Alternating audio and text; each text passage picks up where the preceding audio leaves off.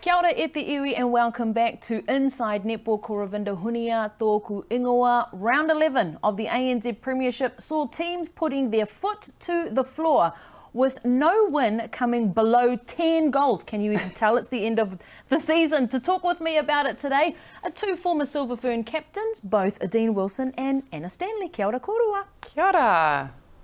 It's getting interesting, isn't it? Love it. It is getting very interesting, and look, we're at the tail end of the competition.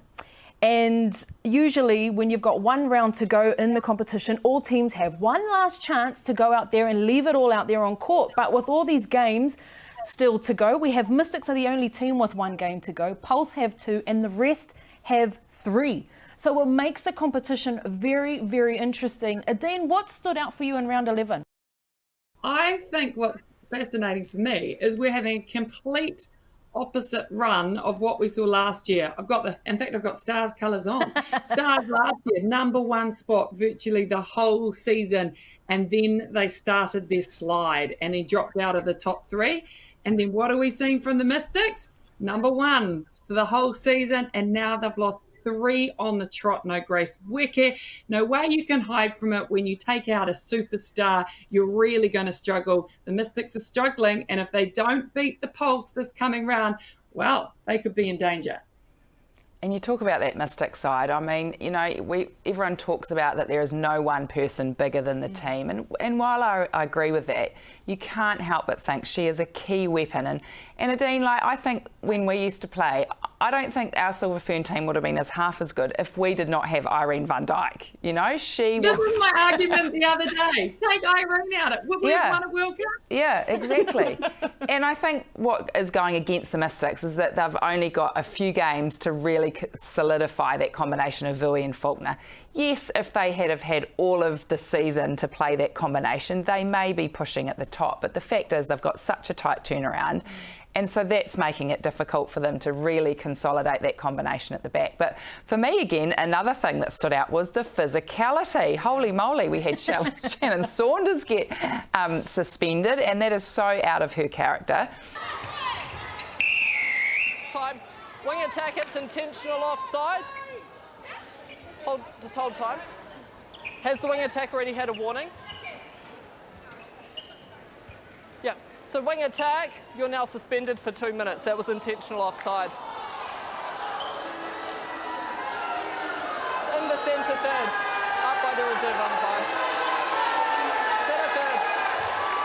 I did a game in Rotorua on the Wednesday night where there was a lot of argy-bargy between the Magic and the Steel, and then of course it finished on Monday night with the Pulse and the Tactics, and there were players all over the court. So perhaps we're starting now to see the fatigue factor kick in. It's been a long season, players are tired, and they're just perhaps being a little bit late for things, and as a result we're seeing players on the ground, and we've also seen a couple of key injuries of late, so that perhaps needs to be tidied up a little bit. Umpires need to start setting the tone early, right from the first whistle. We spoke a little bit about this off camera, didn't we, Anna, about last year we saw the umpires be quite stern, and we remember that game where Sulu Fitzpatrick and Jane Watson were actually pulled to the sideline and spoken to and said, you know, sort it out, sort your teams out. But this year it doesn't feel like there's been that sternness, and I think now we're seeing the results of it getting real physical and real argy-bargy. Well, as a player, you go as far as you can. You push the rules until you get pinged. So perhaps players have felt that they have been allowed to do that. And now's the time where perhaps the umpires need to put their foot down. There's only a few rounds to go. There's desperation stuff out there. Teams, you know, really want those 3 points. So, you know, the intensity is going to be there even more so, which means the umpires really do need to set that tone earlier. And as we've already mentioned, Grace Nweke, the shooters are probably feeling the heat of that physicality the most. And I remember speaking with Anna Harrison a couple of weeks ago. I think we've also got into the habit now of defenders, tight marking, tight man-on-man marking. And that is going to create more of that physicality, and it's also creating the fatigue. You wonder if some of these teams, and I know you don't want to change your game plan completely, but do they need to come off a little bit more, these defenders, instead of being really tight on, and come through for some of these clean intercepts, take the umpires out of it? And especially when you've got a tall shooter, it's not worth being tight on them. You're better to confuse the space. So Yeah, interesting. We'll see what coaches can adapt and adjust in these last the last round, even though it feels like 2 rounds because there's that many games. Yeah. Well, there's 7 games. There's 1 round to go, and there are 7 games. So, I mean, that's nearly 2 rounds in itself, isn't it? Yeah. And while I agree with what you've said, Adine, the only problem with that is coming off the body is they don't have to. They're not being called for it. No. So why fix what's not broken? You know, which is, you know, a little bit of the scary part. But let's get back to Grace Nweke, because this situation is a very unique one. And we have been talking about an article that has come out from the great Suzanne McFadden of Locker Room, who had a kōrero with Grace Nweke, obviously, who, you know, doesn't look to be coming back until perhaps the grand final. Adine, how does this affect the competition, not only for the ANZ Premiership, but the Silver Ferns as well? I think it's huge. And, you know, what's interesting for Grace is this is her first ever real injury. She has never had sit on the sideline before. And you quite often forget how young she is because she has been around a couple of seasons. So all this is massive learning for her. But one, it's a concern for the Mystics because they were tracking beautifully. And then the worst thing is that same article actually said 2 more players with COVID. So whether that goes even further in that Mystic squad. But that's, I think to your point, it is also concerning for the Silver Ferns because I think a lot of expectation has been building to what Grace Nweke can provide in that Silver Fern environment. We're still not sure if we're going to see Amelia Ann back there. She's still building. So it leaves some huge question marks for that shooting end for the Silver Ferns, Annie. And just to show you, you know, how valuable she is, in her last game, she put up 55 goals. And even Vui and Faulkner combined, when they finish a game, they don't even put up 55. So just goes to show you how valuable she is. She's put up 500 goals all season. The only player that's put up more than her is Aaliyah Dunn on 508. But aside from that attack end that perhaps is struggling a little bit, the Mystics, you know, the defensive end over the last 2 games, Fitzpatrick and Karaka have been quiet without a doubt. You know, against the Tactics, they got that bonus point. They were very quiet. I think they only got about 4 intercepts or deflections in that game against the Stars. So, you know, perhaps it's not only the attack end that need to lift, it's the defensive end as well for the Mystics. Yeah, it's quite amazing what can come when a key player comes off court, right? And, well, we actually had the pleasure of catching up with Grace Nweke, our very own Adine Wilson, on the ground. Here's what she had to say. Grace, thank you so much for joining us. How frustrated are you getting having to sit and watch from the sideline? Yeah, I wouldn't say the word is frustrated. I think it's just like a challenge. It's hard not being able to play, and it's hard watching your team lose and not being able to contribute. So, yeah, I'm just learning how to deal with that. Is this the first time that an injury has put you out and kept you from getting on court? Yeah, it is. I've had niggles and things that we manage, but I've never not been able to like take the court for my team, so it's definitely different. How are you staying involved with the team? Are you turning up to every training? Are you having to sit on the bike while the rest of the girls are training? What does it look like currently? Yeah, I'm not quite biking yet, hopefully next week, but I am at all the trainings. I get treatment while I'm there, and I'm there for all the meetings and just trying to, for me personally, I want to be there and see everyone and feel like I'm connected still, but also just like staying up with what we're doing and queuing in. What sort of feedback are you giving to your shooters that are out there doing that hard mahi at the moment, and you know it's hard for them, when they're not used to losing? So what are those small things that you're giving them to really try to pick them up? Yeah, definitely just, I think for this game and generally like letting the ball go is a big one for us. I don't want to say too much that when you're playing badly or you're having a hard game, you really know that it's not working for you, and it's more just a positive reinforcement, like you've got this, like keep turning and shooting is a big one for our team. Put the shots up, like I back them, and so just reminding them of that. How confident are you that you're going to be back, that you're going to take this court for the ANZ Premiership? Because we've seen that they really would be good to have you.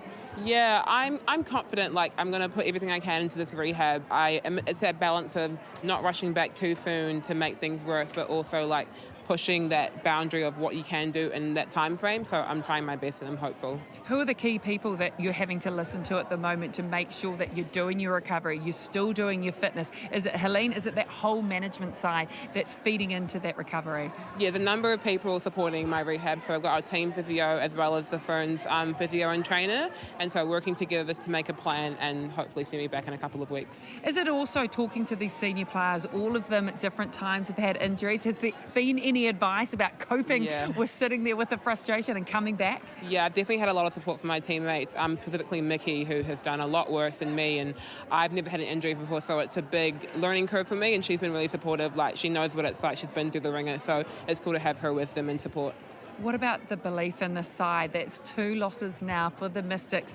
Do you get the sense that you still believe that you know your pulse coming up this Saturday? Yeah. How important is it to going to get that win, not only because you need the points, but 2 for confidence? Yeah, there's so much belief, and I have so much belief in this team, and we have belief amongst each other. Like, we know that anyone on the bench can come on and play well.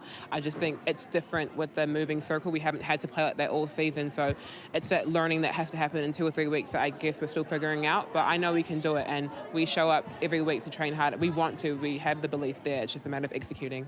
And you've got the personnel. All the best for the next week. Thank you very much.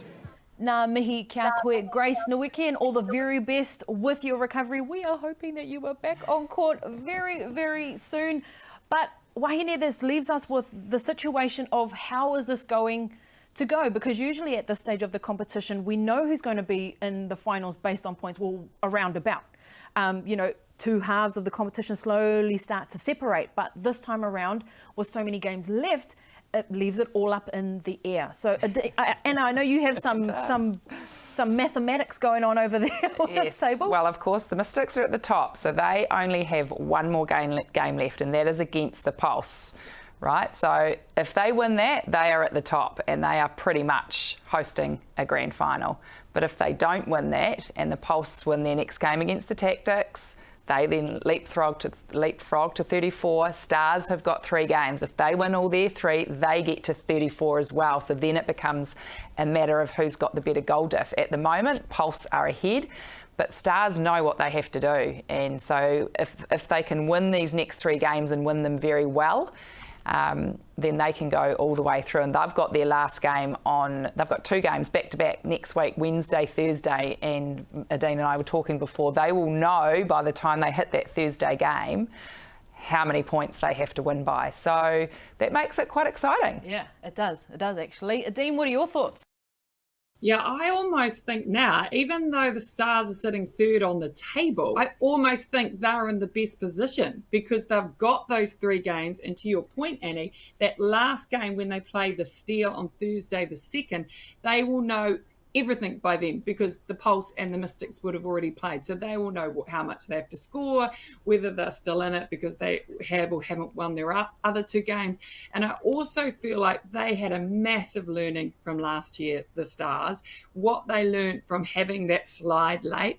They're playing good netball now. They got a massive win over the Mystics by their biggest margin ever in ANZ. So you feel the momentum is coming in their direction. And they got that huge win without Anna Harrison. They had Liana de Bruin playing 227 National League matches. So throw back in Anna Harrison. You've got Kayla Johnson on fire. You've got Holly Fowler on fire. Ali Temu, Mila Rulu Buchanan. When you look at all of those players, you kind of feel like the Stars have got the informed players. They've got the momentum. They've got that nice little 3 games that they can start building, get their mojo. So, yeah, I feel like the Stars could really threaten this one and push strongly for a home final. We just need COVID to stay away because, as we've been talking about, there is a second wave hitting in Auckland in particular. With two of the Mystics players are down from Sunday.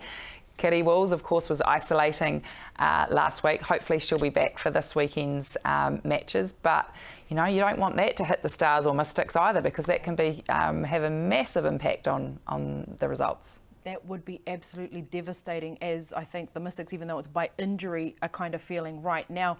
Wahine, I know we've got another round to go in a few extra games, but I'm going to go there. What are your predictions? Who's going to be in that grand final or the final series?